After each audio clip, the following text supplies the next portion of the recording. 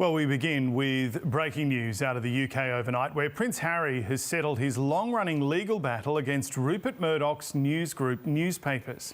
He's received an apology and a huge payout, reportedly worth $20 million, in a deal which the Prince has described as a monumental victory. We'll get analysis from ABC royal commentator Juliet Reardon in a moment, but first to our Europe Bureau Chief, Zoe Ford. Prince Harry had always said he would not settle with Rupert Murdoch's news group newspapers because he wanted the truth, not the money. Now he'll have both. Just as the trial was due to get underway here at London's High Court, the parties announced that they'd been able to reach a settlement.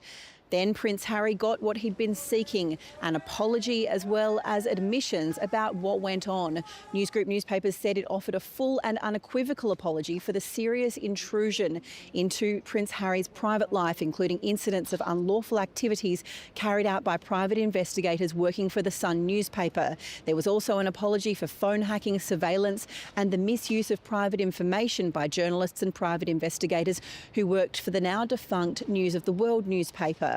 There was a further apology for the impact on him for the extensive coverage and serious intrusion into his private life, as well as the private life of Diana, Princess of Wales, his late mother, in particular during his younger years.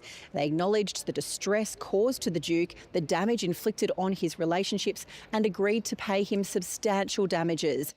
This represents a vindication for the hundreds of other claimants who were strong-armed into settling without being able to get to the truth of what was done to them.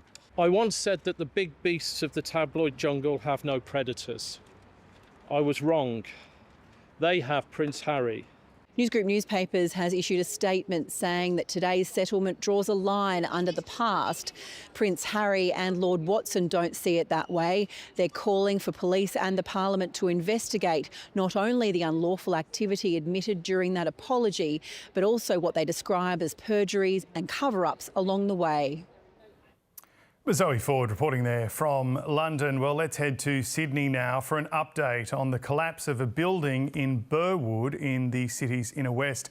Our reporter Miles Holbrook-Walk is on the scene for us. Miles, hello again. What can you tell us? Well, James, there appears to be a little bit more movement around. We've got a couple of government officials, including safe work inspectors, presumably assessing whether or not works can resume to stabilise this site. It's a planned demolition here that's been accelerated by Mother Nature yesterday afternoon when howling winds pushed up and actually damaged not only the scaffolding that was supporting this western wall here, which is severely impacted, but also the actual concreting itself. And for a brief period of time, there was some fears over the safety of workers on site, as well as people in a nearby building. About 50 people, residents and indeed some workers too, had to be evacuated from the scene and weren't actually able to return to their places overnight. They had to sleep elsewhere and accommodation arranged for them by the government. Now a mixture of state government workers, council workers, as well as fire and rescue employees are all here on site waiting to resume work. So we did have to see a cessation of work at one point this morning due to some malfunctions with a hydraulic machine. It was quite interesting, I should note too, yesterday afternoon at one stage to hold up this western wall. They actually used another heavy-duty machine just to pivot against the wall and to prevent any further demolition and debris falling in and around. The inconvenience is still being felt today, although authorities are hoping to reopen Railway Parade behind me. Of course, the trouble is you do have some medical specialists just behind me here. People cannot access their clinic appointments at the moment that will resume, I should say, at 8:30 in the morning. So those currently being stifled. So that knock-on of inconvenience being affected right now. But authorities, as I say, James, hopeful that they can reopen the road and resume the demolition in a safe way. The good news is, though, no serious injuries at the moment and no other injuries reported. So considering what's happened here, it is an overall a very safe outcome in what could have been far, far worse. All right, Miles, thank you.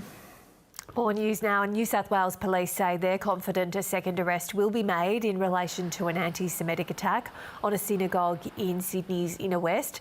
One man previously charged with the alleged attempted firebombing is expected back in court today, but police say they expect to detain a second person over the incident. 9 people have now been charged by a ramped-up anti-Semitism task force, but authorities are coming under increasing pressure to bring the violence to an end. New research shows 1 in 4 girls has been sexually propositioned online. The report by the E-Safety Commission and Queensland University has found that sexual solicitation of children begins at an early age, with 80% of those targeted saying it started by 15. A quarter of young girls reported the approaches started before the age of 12. Almost 90% of the perpetrators approaching these girls were total strangers. Domestic violence and legal services in the Northern Territory have welcomed additional funding from federal and territory governments. The region has suffered 9 recent domestic violence deaths, prompting governments to allocate more money for prevention. But local services say they're operating at crisis point and people may face life-threatening situations before the support comes through.